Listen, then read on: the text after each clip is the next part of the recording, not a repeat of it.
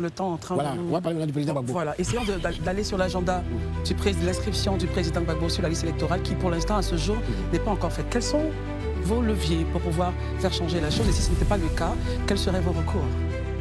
Bon, le président Gbagbo, son cas est spécial, comme on le dit très bien. Les gens essaient de mélanger le poisson dans tous les sens. Le président Gbagbo est un citoyen ivoirien. Et la loi électorale dit que l'inscription sur la liste électorale est un droit. L'inscription sur la liste électorale est un droit. Et sur cette base-là, tout citoyen doit s'inscrire sur la liste électorale. C'est quand il est inscrit sur la liste électorale et que la liste provisoire sort qu'on vient pour contester la liste provisoire. Si tel est le cas, on met Gbagbo Laurent sur la liste électorale et quand la liste provisoire va sortir, qui a son nom, on va venir contester. Ceux qui ne veulent pas qu'il soit sur la liste, ils vont venir contester, ils vont nous expliquer pourquoi on ne veut pas qu'il soit sur la liste. Ça, c'est le principe de base. Maintenant, on me dit, Gbagbo Laurent ne va pas sur la liste électorale parce qu'il a été condamné à 20 ans de prison pour avoir braqué la BCEAO. Chers amis, c'est un dossier, je ne sais pas comment vous l'expliquer, mais soyons un peu plus sereins et sages sur ce dossier. Laurent Gbagbo a été jugé, semble-t-il, par la justice ivoirienne pour ces faits-là. Dans le même temps, Laurent Gbagbo est devant la CPI pour les mêmes faits. Il a dit tout ce qui se fait passer, la crise post-électorale. Il est à la CPI pour ça.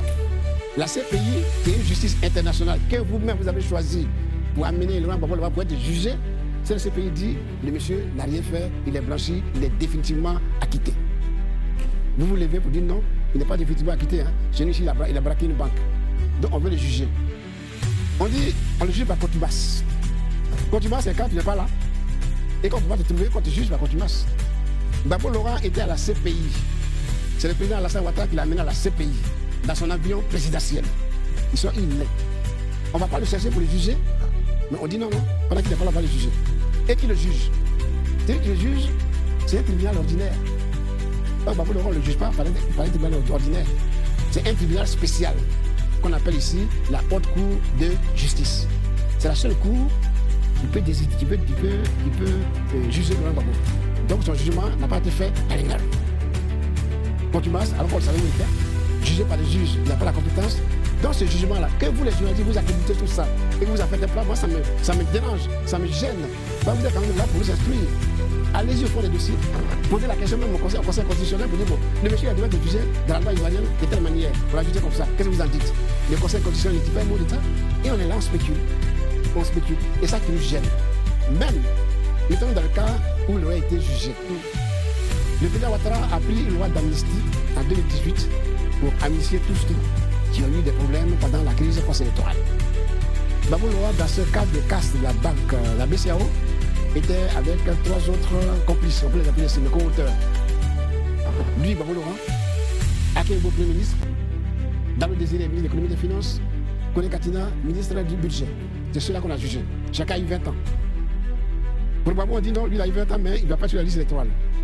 Et en plus, en 2018, le président Ouattara prend une loi d'amnistie. Laquelle loi d'amnistie efface les faits. Ce n'est pas fait pour un individu. Ce n'est pas pour les beaux yeux de Gbagbo qu'on va dire on l'amnistie. Non, on l'amnistie Gbagbo Laurent pour ce qui s'est passé. Et comme tous les autres ont été amnistiés, évidemment, Gbagbo Laurent tombe aussi sur le coup de l'amnistie. Moi, on dit non, lui là, on ne va pas l'amnistier parce qu'il est encore à la Cour pénale internationale, dans la CPI. Il n'y a pas la CPI, donc on ne va pas l'amnistier. Il faut qu'il quitte là-bas d'abord. Il a quitté la CPI. Il est venu appliquer lui la loi d'amnistie. C'est tellement simple. Mais ce n'est pas le cas pour l'instant aujourd'hui. Quel est votre recours, justement? Mais je n'ai pas de recours à faire. Je dis, appliquons la loi. Et mon ami, voilà, je vous vois, je vous prends au bout. La loi, c'est pour ça que je dis la loi. Appliquons la loi ivoirienne à la matière. La loi d'amnistie efface les faits. La loi d'amnistie n'a pas le visage de quelqu'un. Ça efface les faits. Si ce n'est pas fait jusqu'à la veille, jusqu'au moment où les candidatures doivent se tenir, doivent se présenter, quel est votre plan B? Est-ce que vous en avez au PPRCI? Je n'ai pas de plan B. Je n'ai pas de plan B. Gbagbo Laurent est le candidat du PPRCI. Il sera candidat jusqu'au bout.